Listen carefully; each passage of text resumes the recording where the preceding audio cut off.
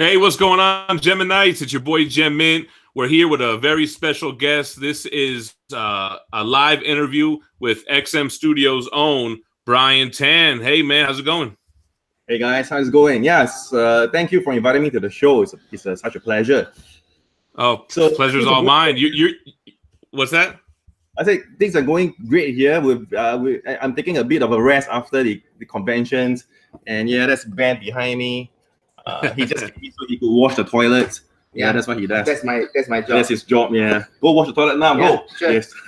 Well, you mentioned that when you're the owner of a company, sometimes you got to get down and dirty and do whatever got to be done, right? Yeah, we do everything here. Sometimes we clean the floors, we change the diapers for our staff and stuff like that. Yeah, we do that. It's very tight knit company. Speaking of which, you guys are the first. This is like the first company that's been on the channel. We've had a lot of other YouTubers. We've had some creators, but this is like the first time. This is a big deal for us, man. You guys are like we're a huge fan of your work and of your stuff. So it's a real pleasure to have you guys on. Oh, thank you. Actually, I think the pleasure is ours as well. I've been hearing so many great things about you guys from a lot of collectors. It's like you have so many views and subscribers. I think it's actually our pleasure and our honor to be on your show. So thank you so much for inviting us, man. Yeah, for sure. Yeah, so let's see. We have a lot of people in the chat. Everybody's hanging out, waiting for us to come on there. We got about 32 people there now. So we'll say what's up to everybody in the live chat. Yeah, hi guys. Hi Taylor. Hello. Yeah, you want to say what's up to Truman there? We got Matt Collections. We got 23 Fames. We got a lot of people in the chat. So woo-hoo. I'm looking at the background. So you're in Singapore right now. It's like 12 o'clock noon your time, right? Tuesday.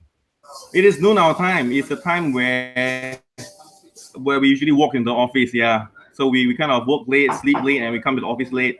But yeah, I mean, why don't I just bring you guys on a small little tour about our office studios, right? So this is an area where we kind of like sit around and brainstorm ideas, but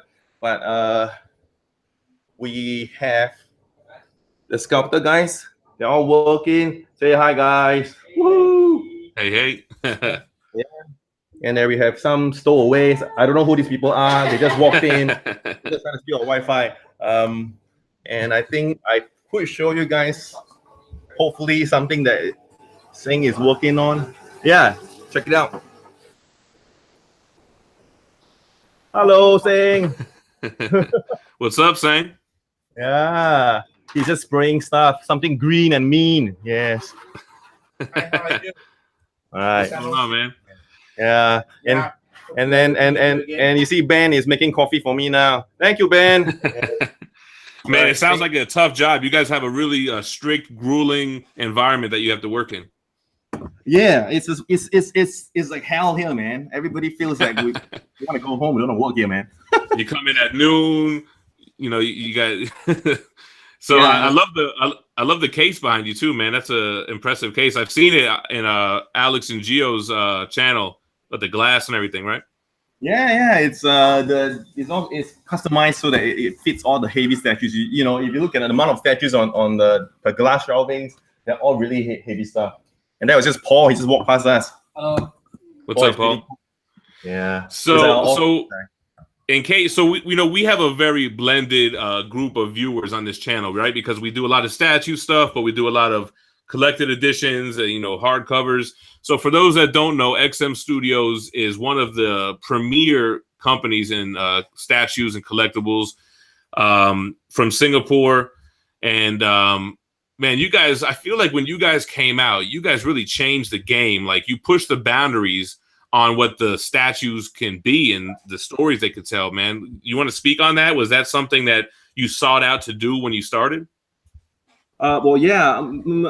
So I guess in a way, when we started, it was about 4 or 5 years ago, and we were all fans of Bowen collectibles. We collected all the 1/6 statues. I think there was a time where almost everybody was having at least a Bowen in their display cases. We're reading comics. Yeah, and of course, all the impressive stuff and statues from Sideshow and everything. And then we were thinking, hey, maybe we could try to do something that is a little bit more dynamic with bases that tells a lot of story. Right. Well, because we know fans that read comics, it's all about the emotional connection to how the character is built. You know, whether they have a connection to the villain or to a special ability or powers. So we thought about designing pieces with the bases that kind of tell a little bit more story. So I think that's kind of how we started. And I think it's a tradition that we've always been doing. We always try to push the boundaries in terms of how dynamic we could make a post without compromising on stability, as well as the base design. It's got to mean something. It can't just be a base for the sake of being a base. But I would say that it's 4 years and things change. So along the way, we've had feedback from collectors about shipping is more expensive and stuff like that. And I think almost everybody's kind of doing big bases now. So we're kind of like going the opposite way by trying to make bases slightly more efficient. So you could pack it into a smaller box and lower the shipping cost. It makes it easier to trade as well later on. So that's one of the things we do. Yeah, that makes a lot of sense. You guys saw, Bowen came out the gate. They're the founders, right? They came out with smaller pieces. Sideshow came out. They kind of redefined the statue industry, quarter scale, very clean. And you guys, you had to fill a void. It had to be something different, right? So that's you guys definitely did that. But I know what you mean, because some pieces will be like, hey, that can't even fit in the best of, man. Where am I going to put this thing? Yeah, and you touched on a good point, is that things that we focus on was really comics, because we read comics as we grew up, right? So if you notice, almost all our lines and the stuff we do, we're not trying to be like hot toys or movie likeness and everything. We're trying to kind of bring to life the comic characters you read. So a lot of stuff we do is pretty much comics inspired and comics version. So the anatomy, the design, the sculpt is more towards a kind of a comic feel than a kind of a real life sculpt. That's where we are heading. That's why we try to design. No, you definitely do that. You know, it's funny because I personally don't collect movie based statues. Like I like Robert Downey Jr., but I don't want him in my room. You know, I want Iron Man in my room. And you know, I don't even think I put that together until now, that you guys really stick with comic accuracy, and that's probably why I gravitate to your pieces so much. That's what I like. I like all comic accurate. You know, the costume could be changed or whatever, but it's not an actor, right? Yeah. And I guess to us, we feel that comic characters, they are timeless. You know, they're timeless. Exactly. And you know, it can be 100 years down the road, and Batman is still Batman. It doesn't have to be a particular actor. You know, but and you mentioned something about you have a diversity of people on your group, and some may not know who we are or know much about us. I think even when we were in New York Comic Con, a lot of people didn't know who we are, right? About 8 out of 10 people, they didn't know who we are. So maybe I'll just give you a kind of a quick story about. Please do. You make my job easier. Yeah, I mean, so I go way back with the Ang brothers. So the Ang brothers are basically Ben, Sing, and Claire, 3 brothers. So Claire's the oldest. He's quite quiet. He basically is in charge of quality control and warehouse operations. So he doesn't talk to, you know, people don't really see him. Sing is the creative director, and Ben is the general managing director. So the 3 brothers, they used to operate a kind of a garage and hobby store where they were selling a mixture of comics, statues, and they were also kind of like painting like Gundam model kits and anime characters. And that's kind of how I know them, because I think somewhere around you know, like 18 or 19 years ago, I chanced upon their small shop at the corner of this current building. And I saw these amazing painted statues, painted rocks. That's what we call them, right? And I walked in and said, "Hey guys, you guys are really cool at what you do, and I want to be like you guys. Can you teach me?" So they said, "Fine, pay us $50 and we'll teach you." So I paid $50, and I went through the course, and I realized that it was all a scam, because after $50, you got to pay for the paint, you got to pay for the brushes. It came up to a couple of $100, and I say, "Damn, this is good business, man." So anyway, from there, after about 2 months of trying, after 2 months of trying, I realized that I could never get anywhere near their skill, so I gave up. But you know, we became friends. We became friends for a long time, and I'll come and hang out, and I'll do a lot of things all collectors do, which is when we get too tied down by work, by what's happening in real life. Sometimes you just want to do the main thing, a collector thing. We just go to a secret corner of our own, look at our statues, look at our collectibles, and just feel happy. So that's what I did with these guys. And I think what happened was then they were talking about the future. What were they going to do? And they were thinking when they get too old and they could no longer paint, they will become cab drivers. And I thought, that's not too bad, but I think they could do better with the skill set. So we kind of like decided to give it a try to create a company that does licensed products. So the first year was pretty tough. We knocked a lot of doors. Many people was like, well, we don't know who you are. We won't give you the license. So I think we kind of have about almost a year and a half where there was nothing much to do. But luckily, we found our big break. We had Marvel, we had DC that believed in us. And yeah, they gave us a chance. And then that's kind of how we started. And then we never looked back since. So let me ask you this. So that's a great story. So did you guys have a piece or a statue that you would shop around and say, hey, this is what we can do? Will you give us a license so we can do your pieces? Oh, you mean in the beginning? Yeah. Right. All right. I mean, yeah, well, beginning when we start, so it was interesting. So we had the people, right? We had people who knew how to sculpt. And mind you, I think during that time there was still a lot of traditional sculptors. Right now it's mostly digital, right? But at that time we had a network of sculptors from all over the world. We have artist friends who could draw and design. So what we really needed was just licenses. So for licenses, it was pretty much kind of deciding what we really have interest in, because you got to choose something that you like doing, right? So we choose the license, the characters we like. We find out their numbers from their website. We call up the local managers and say, can you direct me to the licensing department? We then book up a meeting, show them a presentation of what we could do. It helps if you bring a actual prototype or something to show them what you could achieve. And then you give them the numbers, you forecast, and then they'll say, oh, okay, we'll think about it. And after they think about it, they think, hey, it's worth a try. And they give us a chance. Yeah. Licensing is a great move for companies. They don't have to do anything. You do all the work. They just say, okay, right? And then you're off. So let me ask you this, though. Oh, go ahead. Yeah, well, actually, that's true. But in certain ways, the licensing companies, they do a lot of work that nobody knows about. So, for instance, the licensors, they have to do a lot of approvals, because they have to make sure that whatever we post, whatever we share, the way we describe the characters are true to the character. So they don't want us to kind of change the branding image of particular characters. Right. And every time we do a statue piece, the creative team or the approval teams from the licensors actually get very involved in terms of telling us, okay, this character doesn't do this character doesn't do that. Maybe you can try doing this. So they actually do play quite a big part. They don't just sit there and wait for things to happen. They do. Yeah, I forgot about that, because you mentioned before, something had just been approved. So yeah, they have to like inspect every little aspect of this statue to make sure it meets their quality or their standards, right? Yes. So they're very much part.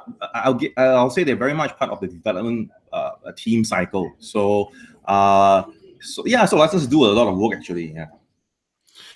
I have something else I want to ask. So, what was the first license that you guys were able to land? Well, the first one we landed was Marvel, and the thing about Marvel, which is a bit tricky, is that because Marvel, as most people are aware, we are only kind of licensed to sell within Southeast Asia.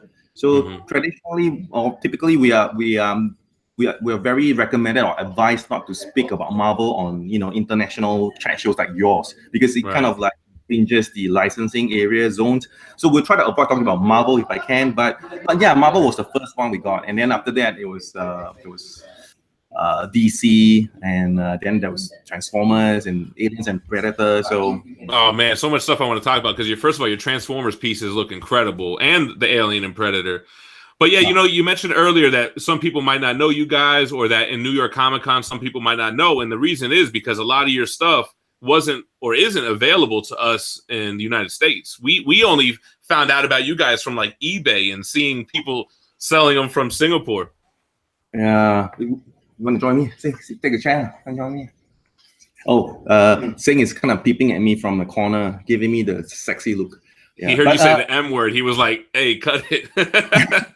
Nah, he's fine. Oh, but you're right. I think you're right. The reason why I think a lot of people don't know us is we've only kind of recently, like a year ago, managed to get a worldwide license for DC, and that's the reason why we made our first trip to New York to kind of get out of Singapore and see the outside world. And yeah, most people don't know us because most of our products, even for the Aliens Predator, they are all based on Southeast Asia only, because it's kind of how they split the zones. There's China and there's Europe and there's the US and there's Asia, Southeast Asia. So we're kind of like, in Southeast Asia zone.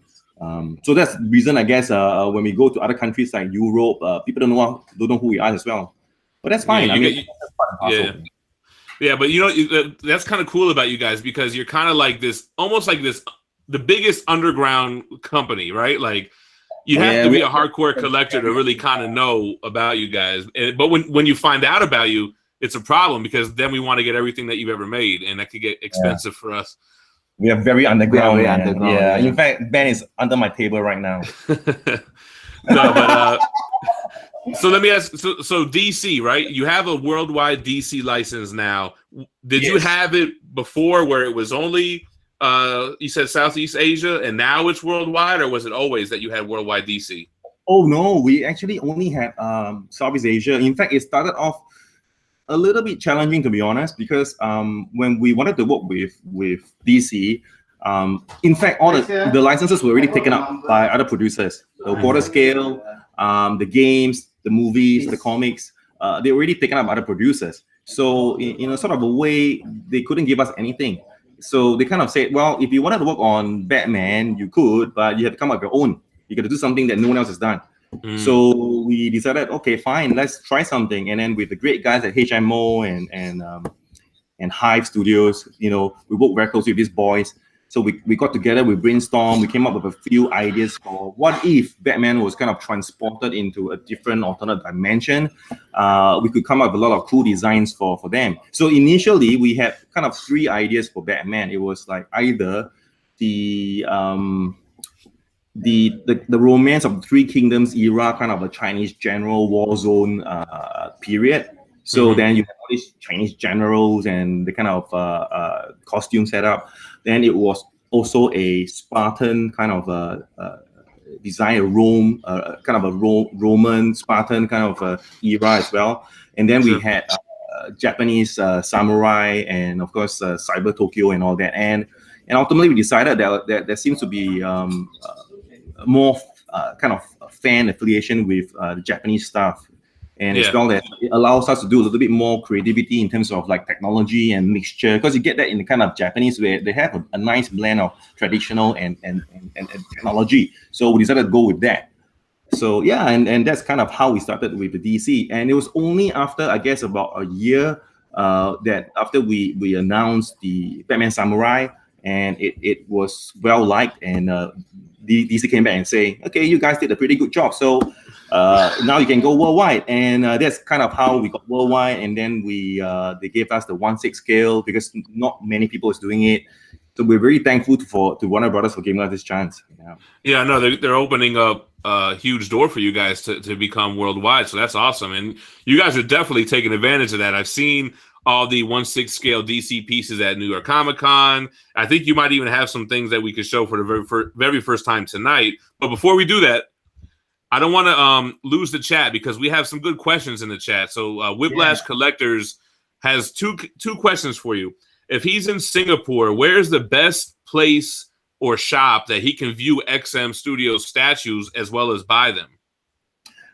Well, if you're in Singapore, to be honest, the best place to view the XM stuff would be at our XM office, because the next best place would be Simply Toys. Simply Toys is they're one of the largest statue hobby stores in Singapore, and I guess it's as well. And they got loads of cool stuff there. They got a sideshow, PCS Prime, everything there. It's like walking into kind of a museum. So I definitely recommend Simply Toys.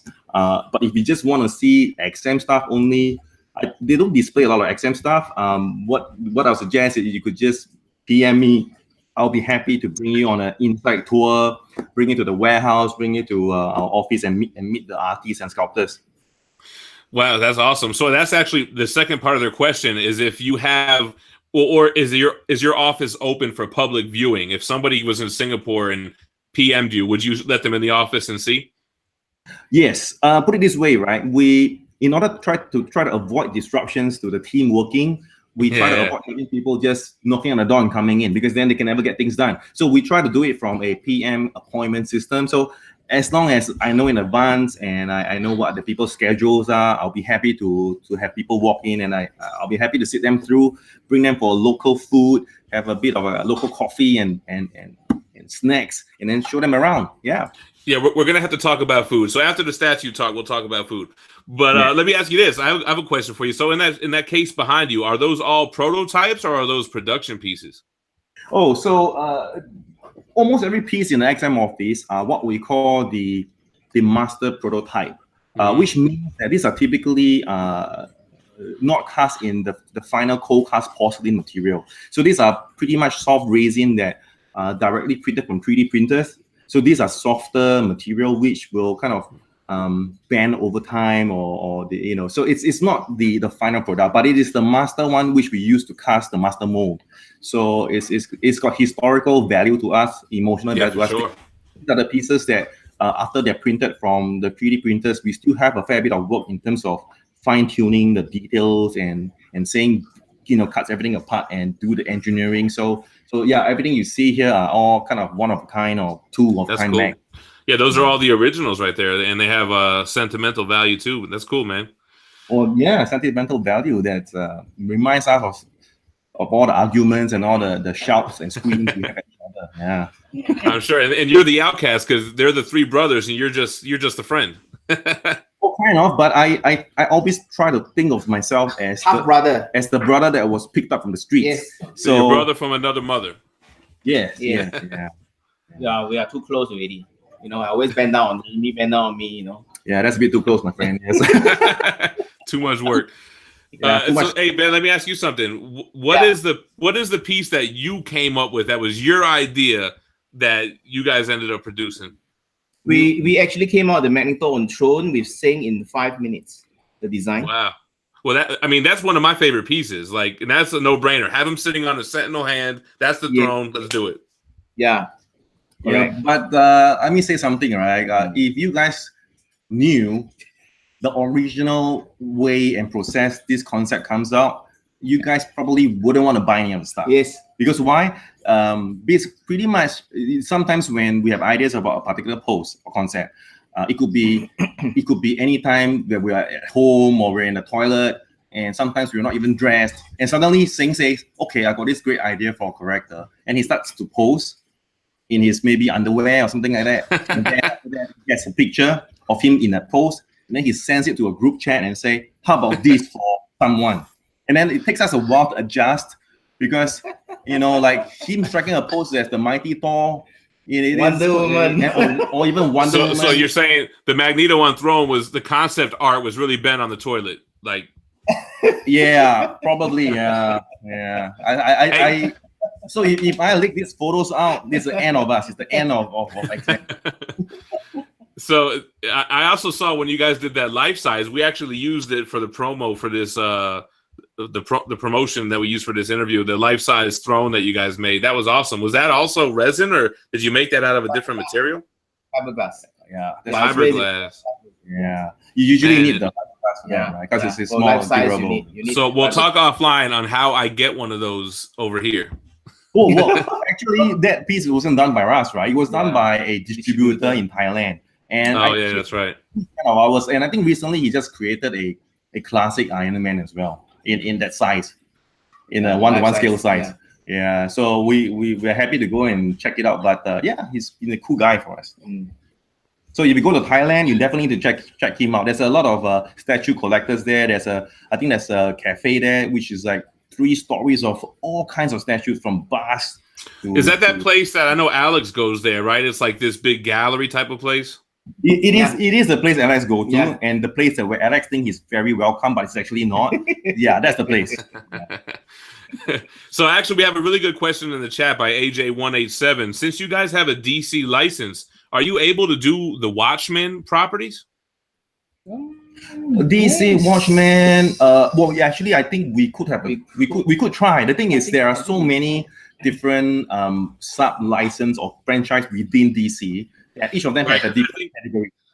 That might be under like their Vertigo imprint. I don't know if that does anything with statues and licensing. Yeah, I think they do, and I think it's under different division, like you said, Vertigo. So they even have stuff like Sandman. You know. So is that possible?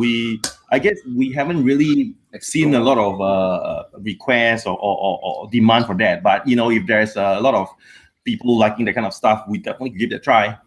Yeah, Sandman would be great, like Morpheus from Sandman and Death and all those characters. Those are all great characters. Yeah, Watchmen. Yeah, I don't know how big, right? It's kind of a niche lane, but like Dr. Manhattan or Rorschach, you guys would kill those pieces, man. Oh yeah, if going by the usual style we do, we'll be pretty much making sure it's all very comic influence. So I think that will work quite well with these characters. Yeah. Yeah, for sure. So yeah. we're talking about the DC 1/6 scale line, right? So that's going to be available. What's that? Yeah, the DC 1/6 scale is going to be available worldwide, and not worldwide. And now that you mentioned that, I wanted to also give a sneak peek to your base, right? To the people who are watching right now. So we're gonna just put something out from the our yeah, for sure. So this is an exclusive, never before seen Gem-Mint Collectibles exclusive. Yes, these are stuff that's just been freshly approved by the licensor by DC, so we are allowed to show them. And this time here, let me remember, how do I do the sharing of screens? I found it. You found it, the green little screen, right? Yeah. Let me see. So let me know if it works. Okay. Yeah. Yep. Oh, there we go. Some Deathstroke. So yeah. So this is this is design, collaborative design with Hive Studios. It's a 1/6 Deathstroke. Usually we start off with things like this, kind of what we call a concept art. After we submit it to DC and the licensor, they give us a lot of feedback and approvals on what we could do to make the piece a little bit different. So because this is 1/6 scale, it gives us a little bit more flexibility in terms of how the base could work. And for him, he's a mercenary. He has a lot of weaponry, and he's hired gun killers and all that. So yeah, I mean, this is just kind of a concept art which has been approved at this stage. We are already in the scope. Of course, usually by the time it comes on the scope, there will be little enhancements and little adjustments so that it improves the stability or allows more switch out functions. But as a first look, yes, we are doing more of the villains from the 1/6 line. Because so far you guys have only seen Joker, and the rest are all the superheroes. But we definitely a lot of other villains, and I know that sometimes people are. People asking for the other characters, even supportive characters, because it gets kind of, boring after you keep seeing the same Superman and Batman on the market, right? So I would like to say, yeah, so we heard that, and we're going to do things like this. Let me see if I... Well, you guys have always been, to me, big on promoting those, I don't want to call them C-list characters, but like, you guys have done characters that no other company has really done in quarter scale already. Yeah. Well, we wouldn't call them C list or B list. We prefer to call them as like supportive characters, because they usually get supportive roles in a way. Yeah. So we're going to do Black Adam, and as you can see, this is a approved concept art. He's launching forward using lightning, and he comes with either the hooded head with glowing eyes, or a clean head where you can see the details of his portrait. And what is cool about this piece is pretty much a setup companion piece to, of course, his nemesis, right, which is Shazam. Yeah, and it's gonna be, I guess, in a way, pretty cool, because when you set these two pieces up, they're kind of going at each other, like some kind of mega duel is happening. And their colors really stands out, because of course Shazam, we have the bright red and yellow, and then with Black Adam, the darker colors. So I think these two pieces will have kind of a unique setup as compared to the current ones we've seen on the market, right? Yeah, 'cause, I happen to see these a little bit before, right? So yeah, they're facing off towards each other. You could kind of put together your own little diorama with those. Yeah, not bad. We like it a lot. At least when you buy both pieces, you can put them together. Yeah, and so I'm just gonna kind of temporarily stop sharing, and Well, I well, mean, just I want to Yeah. tell you that the chat is loving all the concepts. They're loving Deathstroke. They love Black Adam and the Shazam. So some good feedback going on in there. Oh, thanks, guys. Oh, and I guess we can kind of explain a little bit more about, you were asking me earlier on what are the plans for the 1/6, how far we're gonna go. So I thought I would, tell a little bit more about it. So for the 1/6, right now, as you can see, we are doing mostly the characters in the rebirth costume, because at the moment that's kind of like the focus on the comics and everything, right? But we do have the license for the classic costumes as well. So we are going to do a range of the classic costumes. So you will get a Superman in rebirth costume. You get the classic Superman with red underpants out there. So yeah, you're going to get a kind of a mix and match of either costume, whichever you prefer. So there's going to be more options for collectors. We're going to do a lot of characters that we feel that it's not been well represented. So we have things like Cheetah, we have Zatanna, Superboy and Robin, Mira. Jessica Cruz. We even have the female Green Lantern, and let me see what else we have. And then we have Bizarro, Sinestro, Cyborg Soups. So we have a list of all the characters, the universe of all these DC guys. Even though what about like the Red Lanterns, like Atrocitus would be a really cool statue, I think. Oh, okay. La Freeze, what's his name? The Orange Lantern. Well, there's a couple of colors which is quite popular, right? We heard that the Black Lanterns are also quite popular. Black Lantern, yeah. Pretty cool. So we might go into that. Yeah. So what we'll do is probably we'll go through the first round of the more classic characters that we all know, and then we go into like the expanded stories where you get all the other color lanterns and all.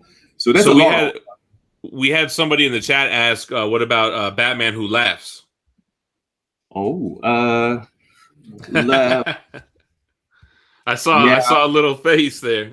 Yeah, we have them on the plans. Yeah, they actually we have the first 2 or 3 pieces that are scheduled for preview next year. So it is in the line as well. Yeah. And that's but cool. I'm making notes now. So I'm taking notes like Watchmen, Vertigo stuff. So we will probably do a little bit of research on that and see if that's enough fan base for us to take it up. Yeah, you know what? I might have to just start sending you stuff in PM, just random stuff. Maybe not sitting on the toilet like how Ben does, but send you some ideas every now and then if I get one. But that's the prerequisite. You have to first send us a picture of yourself on the toilet bowl. Toilet first. Then we'll see other stuff. Yeah. So that's cool. That's the DC 1/6 line, right? Are you guys going to explore any other scales with DC? Are you like quarter scale or 1/3 or anything? Okay, so for quarter scale, actually there's a couple of updates. I think also first time we'll talk about it here. So everybody know we start off with the 1/4 scale samurai range, and one of the key things that people have been asking us about is the Yakuza Joker. He's been silent for a long time. Now, here's the reason why. When we did the Yakuza Joker, we spent, I think, 6 to 8 months just studying the different tattoo details because we didn't want to do a disrespect or dishonor to the Yakuzas by doing something that's inaccurate. So, so the thing is that the tattoo are actually very intricate and it spread around the body like they're wearing a shirt. Right. And even though we could do it by hand, as in we could do it, we could do a few pieces, but to get a factory to mass produce it in hundreds was almost impossible because of the way the tattoo has to wrap around the body seamlessly. And the tattoo has so many little details that even a single streamline, a seam line would just break the whole thing up. So we kind of had to go back to the drawing board and say, so like, since we've got Show, Horse and everything and Bane, they've all looked very heavy duty, and they look like they're poised for battle, and they really do serious damage. But Joker Yakuza looks kind of, to us, it felt it was underwhelming by then. So we went with the drawing board. We have a new kind of semi Yakuza Joker, but he's kind of like Super Saiyan mode. And I think the new concept, at least to us and to myself, I think it's actually more epic. It's almost as if it's a little bit of anime kind of setup, but I think we're right now going through the approval process, which is kind of at the final stages. So we should be able to show an update probably in the next 2 or 3 months. But the Yakuza Joker, that's kind of where we are right now. We had to kind of take a few steps back because of the way the tattoo was done. Is that the last piece out of the samurai line? No, man, hell no, dude. We've got Robin. We've got well, the next upcoming one actually is Nightwing. Robin and Nightwing. Yeah. We've got kind of a Nightwing, and he's gonna be interesting because he's gonna be carrying a wicked bow and arrow, but he can switch out with his BD cups as well. But he's gonna have a kind of a samurai huntsman look, and we are also doing Scarecrow. Scarecrow is gonna be cool to do in samurai range. He's gonna look like some evil dude. There's Penguin, there's Batwoman, Mr. Freeze, Killer Croc, and my favorite badass Red Hood will all be given the samurai treatment. So yeah, there's still a couple of characters we can go, man. So basically, with the DC license, what you guys are planning to do is you're going to continue the quarter scale samurai line, and you're really going to go hard with this 1/6 line. Is what it sounds like. Yes, Awesome, and man. I guess yeah, and of course we'll things change every 6 months or a quarter. So I guess who knows? Maybe next year we might look into the Watchmen or the Sandman series. Yeah. So, a lot of people in the chat are asking, and we touched on it at the beginning, as far as Marvel pieces, we can't really talk about Marvel pieces because the license is only for Southeast Asia. It's not overseas, so we can't really speak on it. Are you able at all to say anything about the future of Marvel? Oh, well, for the Southeast Asia customers, the future of Marvel would be, I guess next year is kind of the year of the X-Men for us. There's a lot of X-Men coming up, and also people like the stuff we do for Scorpions and Moon Knight. I mean, these characters, they may not be as mainstream as the other characters, but I think they are really cool. So we'll continue to make these characters, even though technically it's a smaller fan base and it takes the same cost, the same time to do it. Doesn't make us the same profit, but I think it's kind of passion stuff. So we'll continue to make those characters. Well, that's kind of what I was alluding to earlier when I said you guys have already done those type of supporting cast characters like the Moon Knights and Scorpions and Vultures and Lizards and all those things that, we really appreciate you guys focusing on that stuff because there's only so many Wolverines and Spider-Man that we can get, So maybe I could try to word this in such a way then. So for the Southeast Asia customers, are there any plans to continue the Spider-Man stuff for those collectors? Of course. We have 2099. Yeah, we've got new Spider-Man stuff coming out. There's Spider-Man. I think they were just working on Iron Spider-Man, Spider-Man 2099. And 2099 is that's one of my favorite characters of all time, actually.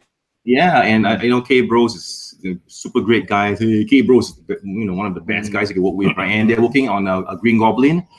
Green Goblin is actually kind of like towards final stage, and I think we probably will be able to show like in a month's time, something like that. Yeah, I think I'm still stuck on 2099, to be honest with you.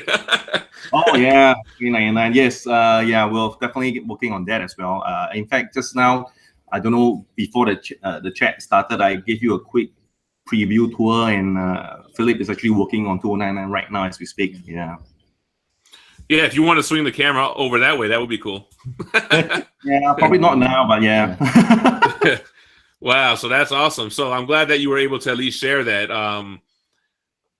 Man, that's cool. So let me ask you this. So you mentioned for those collectors, right? Southeast Asia collectors, that it's the year of X-Men. Are you guys looking any further out, or are you just kind of focused on that and you're not even really looking at what's beyond that? Oh, we do have plans beyond that, but frankly, there's a lot of things that I guess from a licensing perspective is still just dust is still settling. Like for instance, the Right.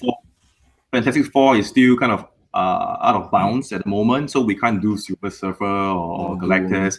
So that's what It's I was going to ask you. I was going to ask about the Fantastic Four because Disney is getting the rights back to X-Men and Fantastic Four, and they have a slew of great characters that you guys would absolutely kill if you had the opportunity to make them. Yeah.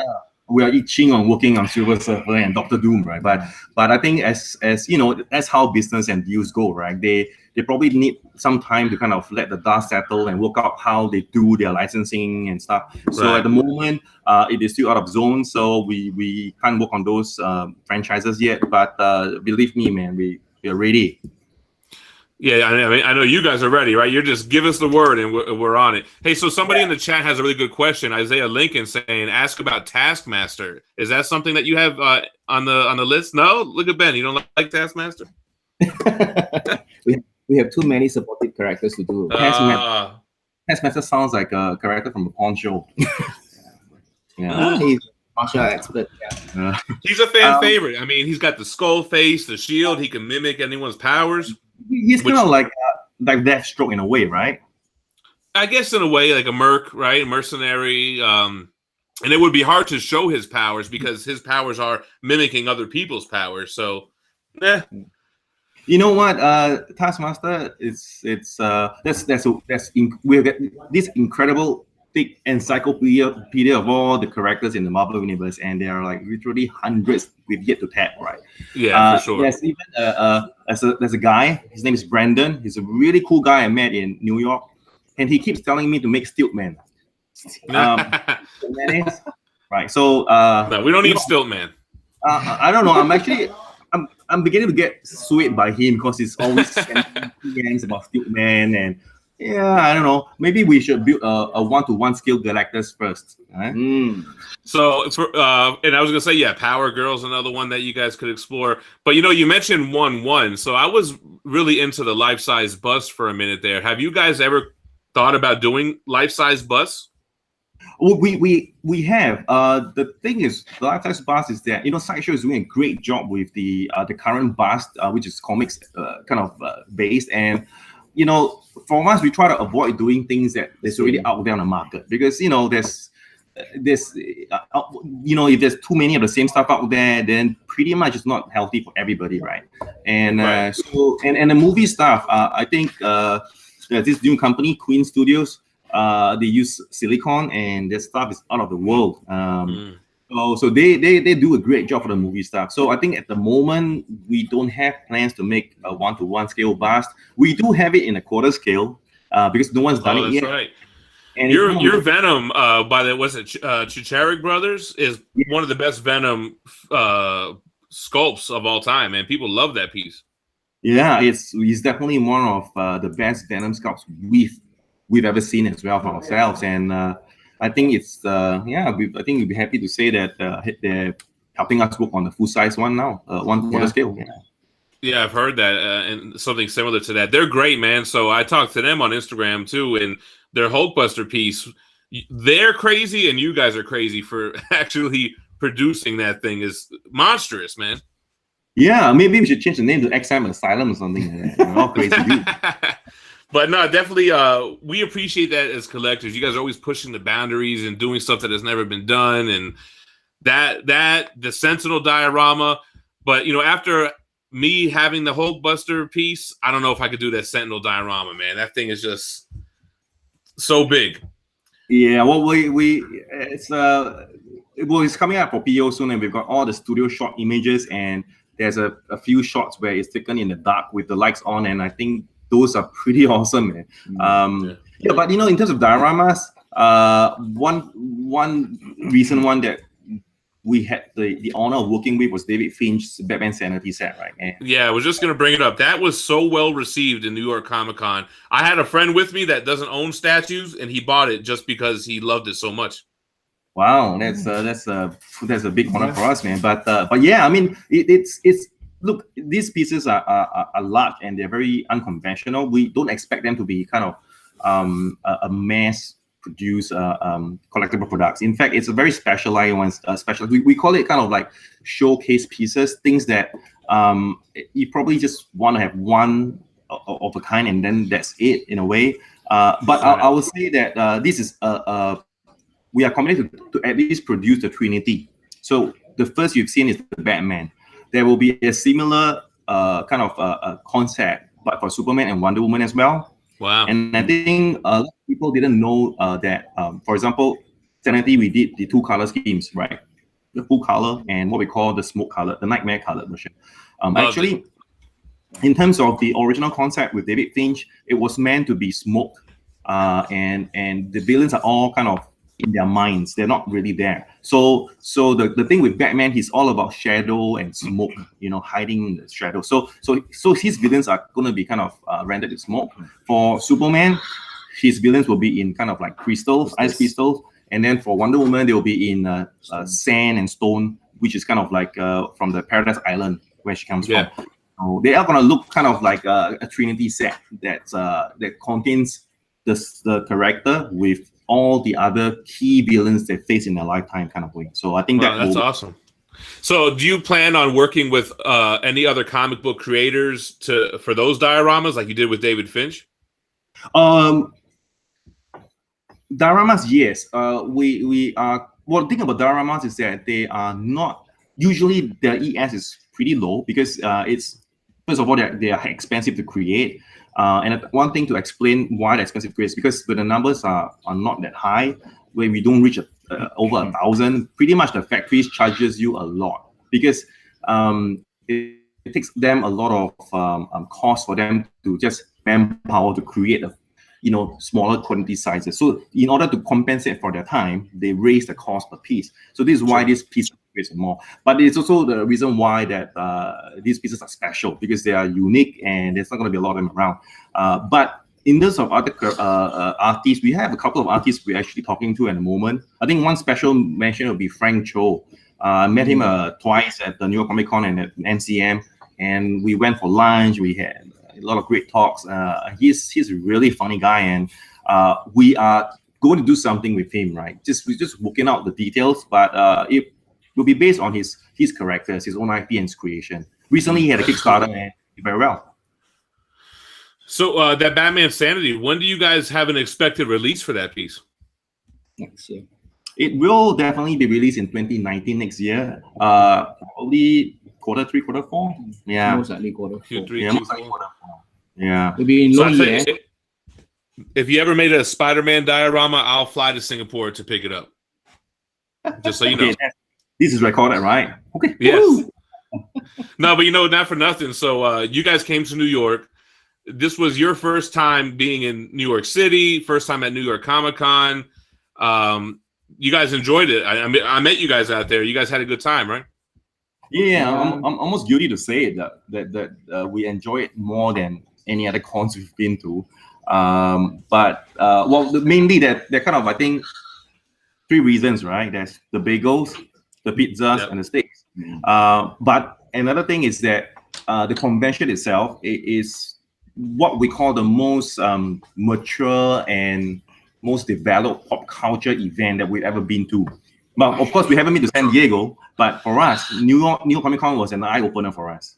So I agree with you. So I went to San Diego Comic Con and New York Comic Con for the first time in this year. We went to both, right? And it's kind of like the same con. Sideshow has more of a presence in San Diego because it's like right next door, right? But to me, New York was better because when you walk out of the con, you're right there on the streets. You could walk anywhere. There's a million things going on. San Diego has a downtown, but it's not New York City. It's not the same, So I feel the same way. I think that New York Comic Con, I had the most fun out of all the cons that we went to this year as well, man.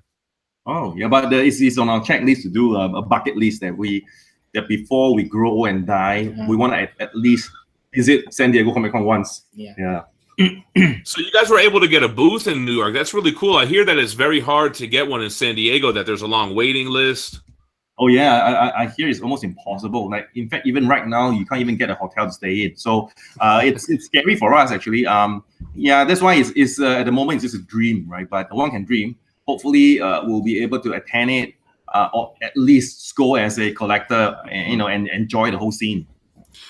So let me ask you this: the San Diego, what is it? Toys, Games, and Comic Con? Is that it? The Singapore, yes, the Singapore. Oh, what I say? So yeah, Singapore. My bad. SGTC. STGCC, which is Singapore Toys Game Comic Geeks. Yeah, it's very long, right? So, it's too long. It should just be Singapore Comic Con, right? Yeah, we just call it Singapore Comic Con. Yeah. But you're right. But that's got to be like, that's in your backyard. That's got to be like you guys run that convention, right? Well, yeah. Well, because first of all, it's just like 15 minutes away from our office, and it's the easiest for us to get all our prototypes and stuff we're working on freshly just painted and delivered to the cons. So it's from a logistic point of view, it's the easiest way and the fastest way for us to display most of our stuff. And it's a great show for us because it happens that I believe in Southeast Asia, Singapore also is probably one of the most developed pop culture centers. So a lot of people from the other countries, Southeast Asian countries, also come and visit. So it's if you guys never been to Singapore Comic Con, it's not as big scale as New York Comic Con, but if you guys are here, what's going to be special is that the XM boys will be here to take you out on endless chicken rice, endless local food. You guys will go back 10 kgs heavier. That's a promise, right? So that's kind of what I really was wanting to do next year, is to hit that Comic-Con, because when I go to these conventions, I only really care about the statues, to be honest. So to me, that's like you get to see all your guys' new stuff for the first time, the food out there. You're already getting me wanting to go. But that plane flight, though, man, I don't know if I could do that. Oh yeah, the plane flight is brutal, man. I know. I think we flew twice to US in less than 3 months, and yeah, the jet lag and everything was quite tough. And the other thing about Singapore that I gotta warn you guys is that the humidity here is high. It's quite warm, so be prepared to bring your singlets and your cool t-shirts and your shorts. But it's a great place if you love the sun, you love to go swimming and chilling. Yeah.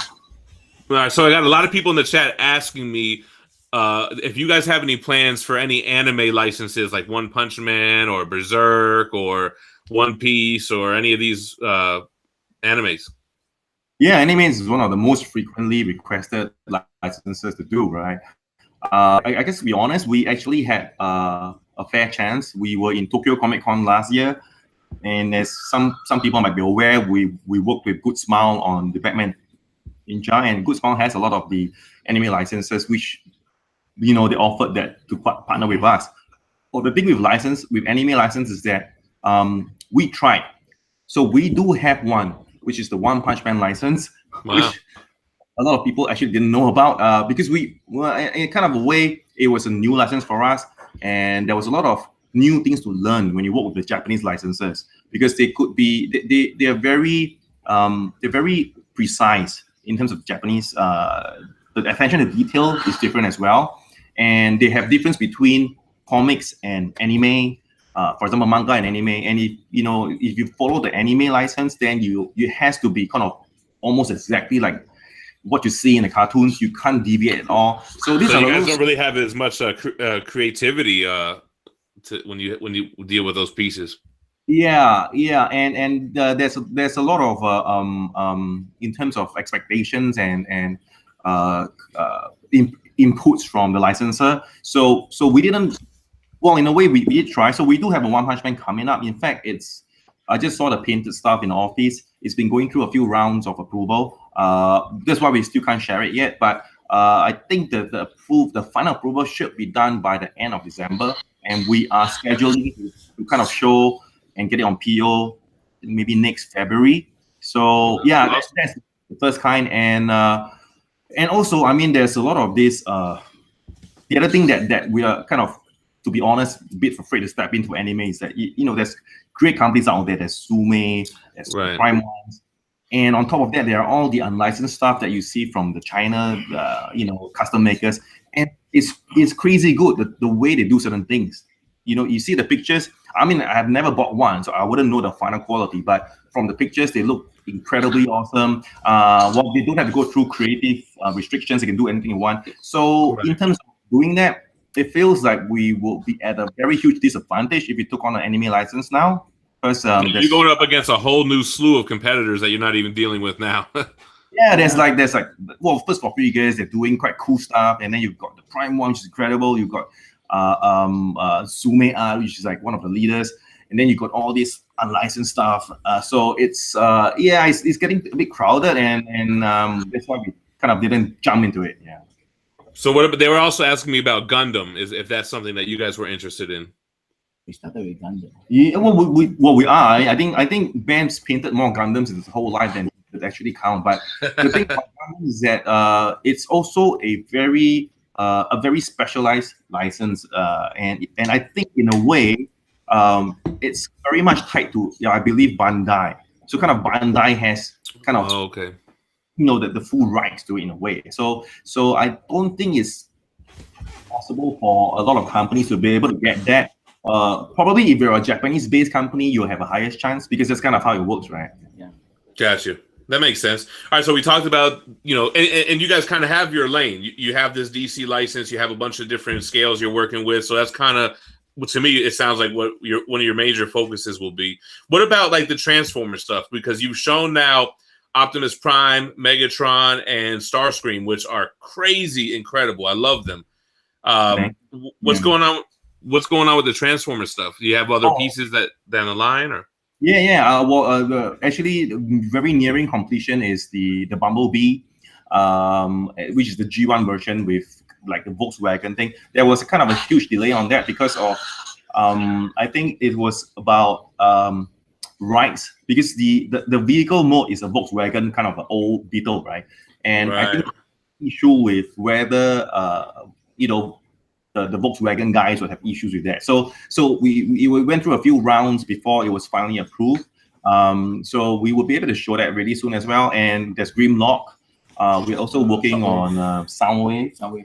And yeah, those are all fan favorites. Grimlock, Soundwave. Is Grimlock going to be much bigger than the other guys? Because I think in the cartoon they were bigger, right? Grimlock's gonna be, I think, he's gonna be larger than Optimus Prime. So that it's gonna be kind of I'll say a bit more consistent scaling. So if you put Grimlock beside Optimus Prime, it will look like it's beefier and it's bigger than Optimus Prime, which is supposed to be the way. Is Transformers a worldwide license? No, Transformers is more like it's almost Asia Pacific in a way. Yeah. So we do have licenses for Southeast Asia, China, Korea, Australia. Yeah, but not the EU and not the US. Because like I said, the main categories, the zones are split that way. Gotcha. Okay, yeah, I was thinking about that because with your worldwide license, it's going to be local shipping for us. If I bought Batman Sanity, it's not going to cost like $1,000 to ship. It's shipped from the States, right? Yes. So that's what we've been trying to do with, find a passionate local guy we can trust, and we found this bunch of guys, the GFX guys. So what they do with us is that we work very closely with them in terms of getting the prices down for US collectors. So we try to make sure that we ship stuff in bulk to them, and they give very subsidized shipping rates to local collectors. So almost everything you see on their website is going to cost you less than buying something from us, because they carry in all the shipping savings. That's cool, man. So is that the only worldwide DC, or what about like One Punch Man or Aliens, Predators? Well, we have the other global one we have would be Top Cow. So Top Cow, as you find Darkness and Magdalena and Witchblade. There's going to be at least 3 upcoming characters. There's Angelus, looking really cool at the moment, and 2 other characters which we are still kind of on the drawing board with. But yeah, there'll be more Top Cow stuff coming up. So is that still Mark Silvestri? He still owns that, right? Yeah. Is it Mark? Yeah. Because I remember you mentioned that now in New York about having Top Cow license, and that's worldwide too. That's cool, man. Have you guys ever tried to go for the McFarlane stuff and try to get a license for Spawn or any of those guys? Oh yeah, I actually did reach out. I sent, I tried to contact McFarlane on their business email and everything. And I believe that the stance was that because they are a producer themselves, they could do stuff. So yeah, I guess that makes a lot of sense. And so we never kind of gone beyond that. But yeah, we would love to do work on a Spawn statue. Yeah, it's weird because if McFarlane wanted to, they could definitely make their own statues, but they don't. There's not really any licensed quarter scale pieces for that. I don't believe. Yeah, and you're right. I mean, they do great work as well. If you look at some of their stuff, and they could easily just make a quarter scale statue if they wanted to. So I don't know why, but maybe they got some reasons that we don't know. I think McFarlane's thing was always wanting to make action figures with that type of quality so that it was inexpensive but still very detailed, and he was always big on that kind of toy thing, the action figure thing. Yeah, he's a legend in the industry. Yeah, for sure. No, for sure. So somebody mentioned about the Star Wars line, because you guys have a Star Wars line now, right? Or I believe so. I'm not a Star Wars guy. All right. Well, we have, and the three statues we've launched so far is Darth Vader, Boba Fett, and Luke Skywalker in the pilot suit. As for the upcoming other stuff, at the moment we are not kind of allowed to disclose it because we are Lucas is very strict on keeping things confidential. But we're in the middle of discussing something with them, and we can't share anything yet at this stage. But we definitely are keen to continue working on a Star Wars line. Awesome. That's great. I know a lot of people are going to be happy to hear that. Another good question from the chat was, are you guys actively chasing new licenses? Are you always trying to get something new, or? Yes, we are. Actually, as of now, we do have a couple of new licenses that is in the paperwork. So as usual, the legal stuff, everything states that we can't say anything until it's all done and everything. So we can't say what those are, but there's definitely at least 2 new licenses that we're going to announce next year. And I think it's just going to make a couple of collectors happy. I will give a hint though. It's to do with fantasy, and it's to do with games, not comics. Is it like a final in there as well? No, because it's not anime or Japanese though. Yeah, it's more towards the side. Yeah. Oh, I know where we're going with this. Okay, cool. So a lot of cool stuff coming up. Let me see what's going on in the chat, because I already took an hour of your guys' time. I don't want to take too much time from you. No, we promise a 5-hour marathon, dude. Oh, okay, cool. That's what we normally do. There was another good question earlier. How long is the approval process when you send something to DC or whatever? How long does it take for them to say yes or no, you need to change this? Okay, so it differs from licensor to licensor, obviously, and I would say on average, let's say there's a few phases, right? So it starts off with what we call concept line art and concept artwork before you go to 3D sculpt. So the concept artwork usually takes about a month for them to approve. When I say a month, it's the average if there are no major issues, like for example, if using a gun is sensitive, don't use the gun, or if this is not right, doing that kind of so things like that. If it doesn't come into play, usually a month is the average for the approval for a concept art, and then from there we take about say 2 months to do a good sculpt, right?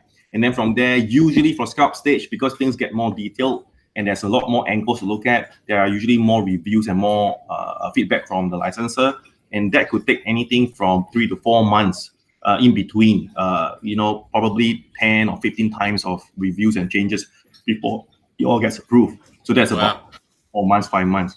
So it could be like sounds like half a year just an approval process for each piece. Exactly. So once we have something that is on paper, on pencil, from then to the very final stage of shipping, we're talking about maybe 1.5 to 2 years even. So it takes a long time.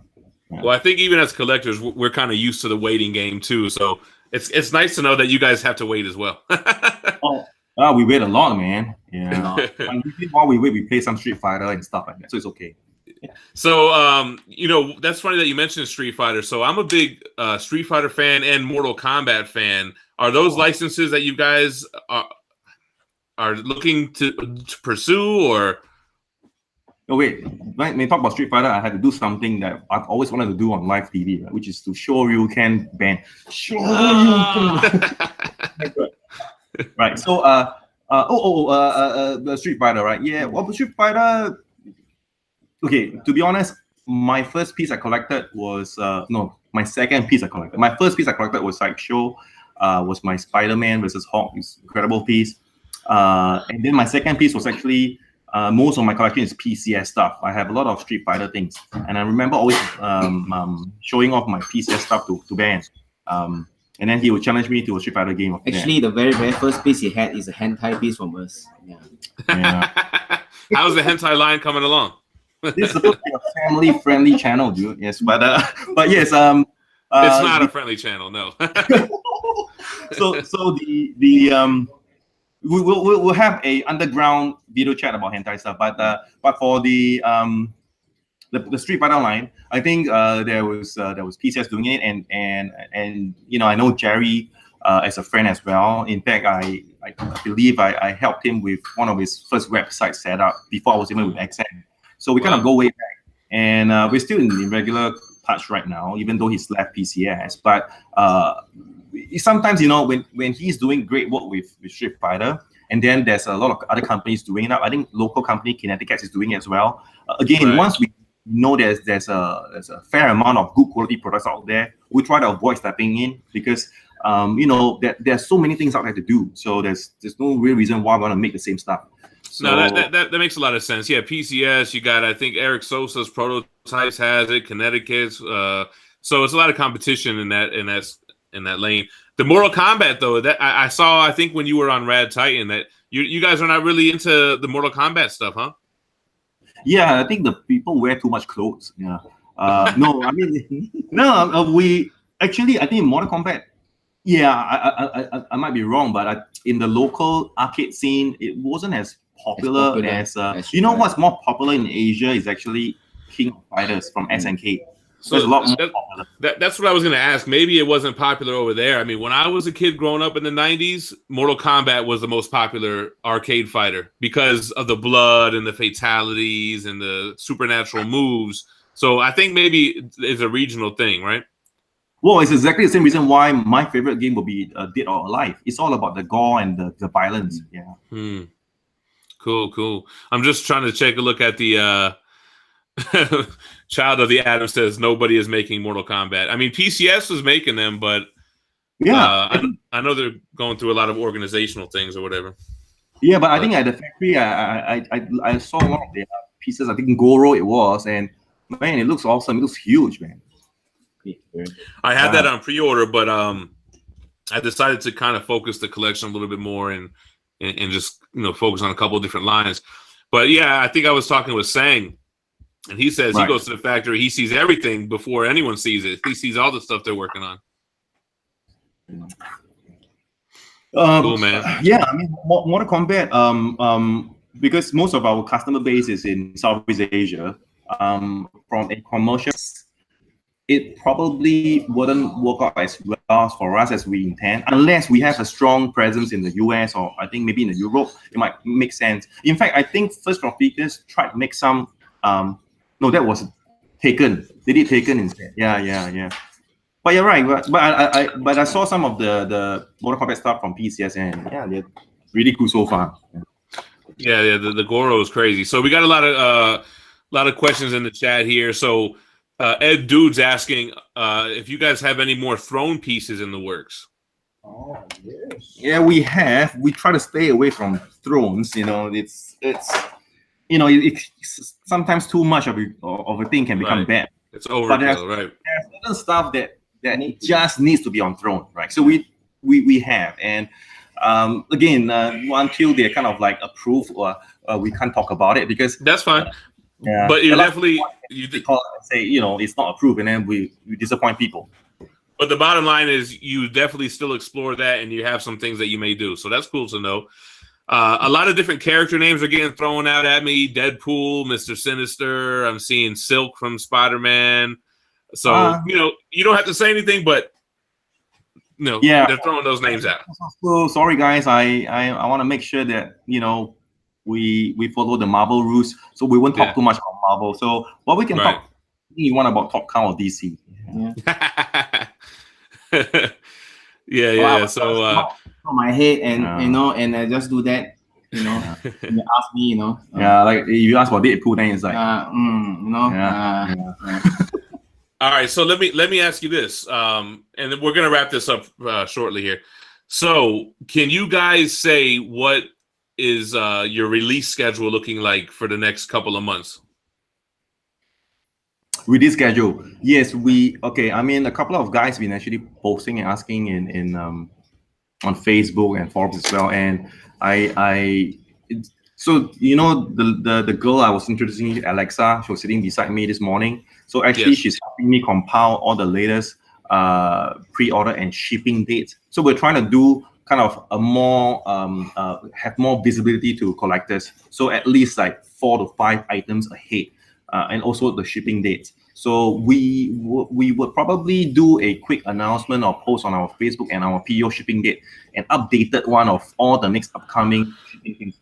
I think at the moment the next upcoming shipping stuff will be Storm, Dark Phoenix, and there's a third one. Darth Maul, yeah. So yeah, we'll update the list, but we'll try to pull out our socks and provide more timely updates. This is something that we really need to improve on. Yeah, as soon as you guys release that, we'll share it in our groups as well and make sure everyone's aware, because that was a couple people asked, when does Doc Ock go for pre-order? When does so and so ship? So you guys are going to compile something for everybody. It sounds like. Yeah. Cool, man. We'll announce it on our Facebook, and you know, if you like us on Facebook, you'll see it as well. Yeah. Awesome.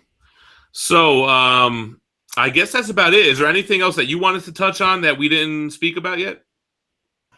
No. I mean, I really enjoyed the chat. We're very happy that you know, we managed to answer the questions that people want to know about, and it's been a huge honor being on your show and interacting with people from the group.